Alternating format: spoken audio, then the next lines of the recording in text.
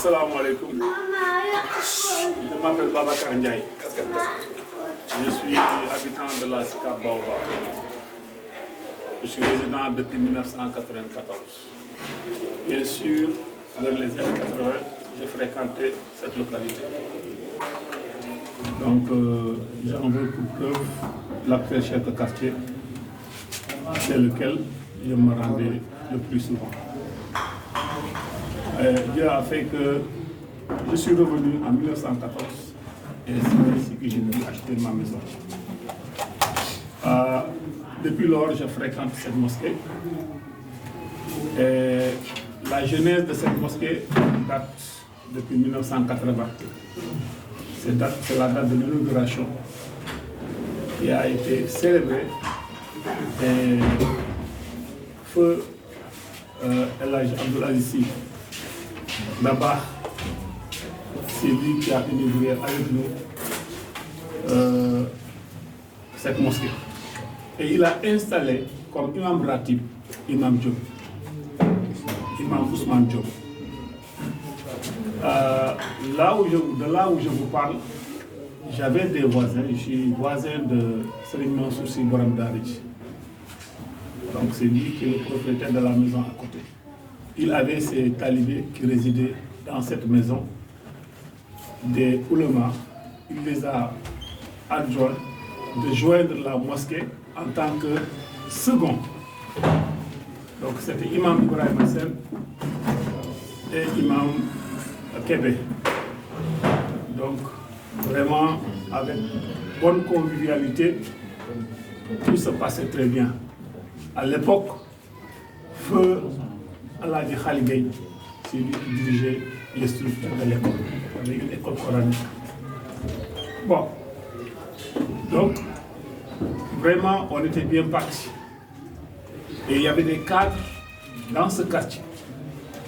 Nos papas, nos oncles et nos grands-pères qui ont su cotiser pour ériger cette mosquée. Jusqu'à leur retraite, jusqu'à leur pension, jusqu'à leur dernier sou, jusqu'à leur dernière pension de retraite, ils ont assisté à l'organisation et l'érection de cette mosquée. Ils sont partis.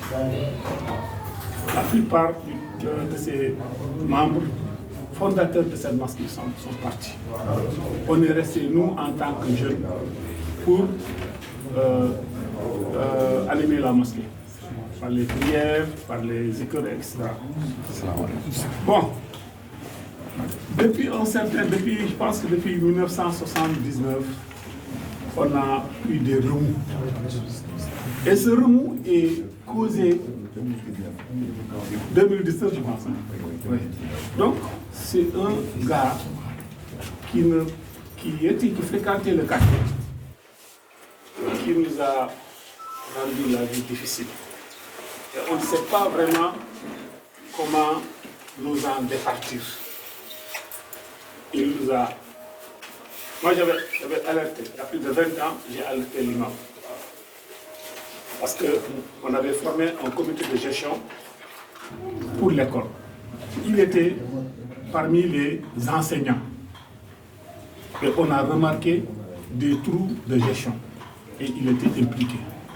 J'ai demandé à l'adjoint imam à l'époque, Imam Sen, que Dieu l'agrée au paradis. Je lui ai dit que ce village, on n'en veut pas. Parce que nous, on veut quelqu'un qui ajoute une valeur ajoutée par rapport à la mosquée. On veut quelque chose qui puisse rapporter quelque chose qu'on puisse mettre dans la mosquée, mais pas quelque chose qu'on met dans. S'il veut quelque chose pour mettre dans la poche, il n'a qu'à chercher ailleurs. Mais ici, il ne peut pas le voir. Et j'étais intransigeant. Et il est parti. Il a rejoint l'imama par le truffement de l'imam Diop avec l'aide de son père. Il a demandé à ce que vraiment que l'imam, comme il n'est pas régulier à la mosquée, il voudrait qu'il puisse le suppléer au niveau de la mosquée. Bon, l'imam l'a considéré parce que lui, c'est l'imam ratib. C'est lui qui nomme. C'est quelqu'un qui connaît l'islam, sait que la personne morale le responsable, le principal responsable d'une mosquée, c'est l'imam. C'est l'imam qui nous dit ce qu'on doit faire. S'il y a quelqu'un qu'on doit nommer, il faut qu'on passe par l'imam. Donc c'est l'imam qui l'a introduit dans la mosquée. Alors, subitement, on a remarqué des agissements contradictoires par rapport à la position d'un imam. L'imam l'a averti plusieurs fois. Il y a même des chrétiens qui se sont plaints de ses discours. Parce qu'il faisait des sermons dans la mosquée et il indexait cette communauté. L'imam l'a rappelé à la raison. Il a beaucoup de fautes. Je ne suis pas là pour le diffamer. J'entretiens de relations cordiales avec lui. Il y a beaucoup de choses qui se sont passées. Mais je ne vais pas révéler quoi que ce soit. Moi, je lui demande, comme il est imam, et il est instruit, il connaît comment fonctionne l'islam, de se retirer. Parce que l'imam lui a demandé, et c'est la 3e fois qu'on lui notifie de se retirer. Et il use de ses moyens tortueux, politiques, pour revenir.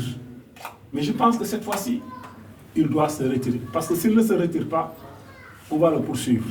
On a tous les documents contre lui. Tous les documents. Là, je ne parle pas encore de la gestion, je parle surtout de l'imam.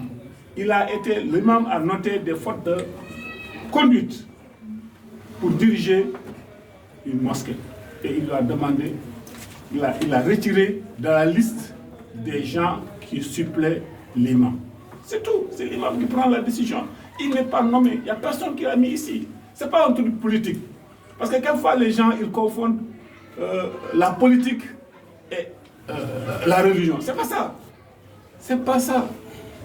Il a été nommé par l'imam. L'imam lui a demandé de se retirer. Mais il n'a qu'à se retirer, de se conformer. Et c'est tout.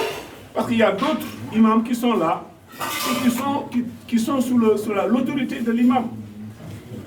Et qui le respectent. Mais quelqu'un qui ne respecte pas l'imam, quelqu'un qui fait des coups bas, qui fait des trucs, mais pas qu'à le retirer. Bien que c'est son père qui lui avait demandé de veiller à lui, à ce dernier. Mais comme le gars là, il n'est pas maîtrisable.